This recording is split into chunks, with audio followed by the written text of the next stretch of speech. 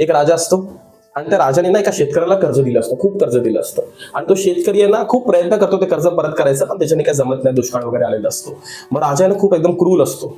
मग राजा त्या शेतकऱ्याला बोलवतो आणि त्या टायमाला ना असं मोठं पटांगण असतं, ग्राउंड असतं स्टेडियम सारखं, आणि खाली माती वगैरे दगड वगैरे, आणि राजा आणि प्रधान त्याचा मॅनेजर वरती बसलेला आहे. मग राजा बोलतो त्या फार्मरला की यार मी तुला एवढं कर्ज दिलं, एवढी वर्ष झाली तू कर्ज परत नाही करू शकत, एक काम करतो, तुला मी आता फाशीवर चढवतो आणि तुझी जी यंग मुलगी आहे तिच्याशी मी लग्न करून घेतो. मग जेवढे गावकरी असतात ना ते बोलतात ना यार हे तर चुकीचं आहे, यार ह्याला वाचण्याचा एक चान्स भेटला पाहिजे, याच्या त्याची चूक काय नव्हती वगैरे वगैरे.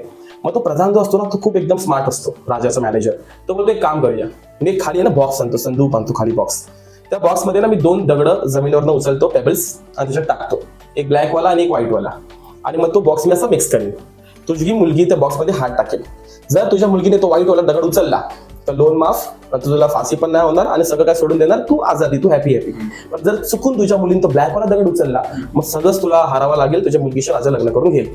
मग आता हा एक ऑप्शन उरला असतो त्या फार्मरसाठी. फार्मर म्हणतो ठीक आहे चालेल, हा ऑप्शन बघूया, देवाची काय अशी मर्जी असेल तर.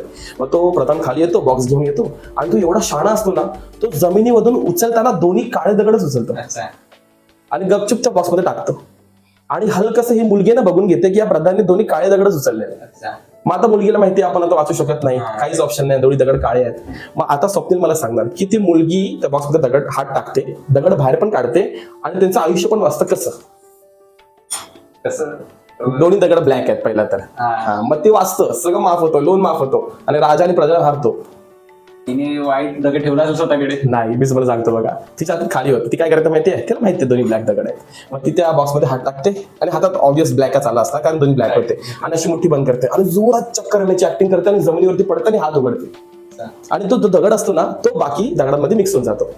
आणि नंतर मग अशी ऍक्टिंग कशी करते, अशा बेशुद्ध होशवर आल्याची ऍक्टिंग करते. मग नंतर मग बाकीच्या लोकांना कळणार कसं यार कुठला दगड तिच्या हातात होता. मग एक शाणा बोलतो एक काम करा, डबा उघडा ना, जो दगड त्या डब्यामध्ये असेल त्याच्या अपोजिटच त्याच्या हातामध्ये असेल. मग दगड डबा उघडला, दगड कुठला निघतो, ब्लॅक वाला. मग तिच्या हातात कुठला असं व्हाईट. म्हणजे प्रॉब्लेम्स कुठूनही येतात, तुमच्याकडे सोल्युशन शोधायचा मार्ग असला पाहिजे.